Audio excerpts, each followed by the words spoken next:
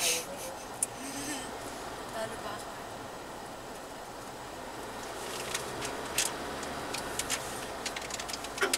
Pa, isa. Tinanggal na tsinelas, nilagay na dun sa magpen.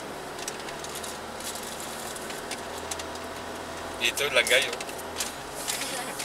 Alam mo, palikpik. Side mirror niya yun.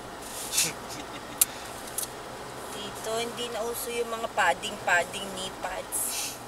Yeah, support nga naman sa siko niya. Kasi lagi na lang nag-agasgas yung siko pagbagsak.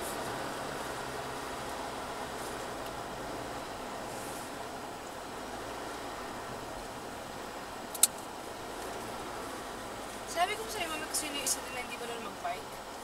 Sino? Yung dalawa. Tatlo kami. Sinabi ko sa'yo kung sino? Hindi. Si Bonnie tsaka si Esty. Ha? Tapos, sino yung dalawang hindi di marunong lumangoy? Si Bonnie, si Esty. Kaya tuwa ako eh. Like, yung tatlo naging like, best friends for the group. Like, at the end of the trip, nalaman namin, kami din yung tatlo out of like the 30 people, like, di marunong lumangoy or mag-bike. Tuwa ako eh. Kami tatlo din talaga. Kailangan matutong lumangoy. Sinong dalawa din di marunong. Paano may competition, tatlo kayo magkakasama swimming yun. Hindi wala na kayong representative. Hindi ka pwede sumama sa triathlon. Swimming, bike, tsaka takbo yun. Takbo lang kaya niyong gawin. Tumakbo kayo sa tubig. Bumabang sila sa bike.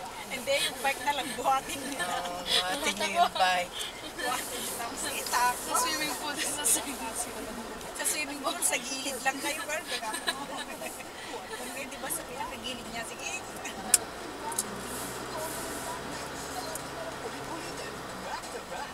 doon din kayo sa tubig. Pero nakakako lang tayo sa gilid. Nakabitin.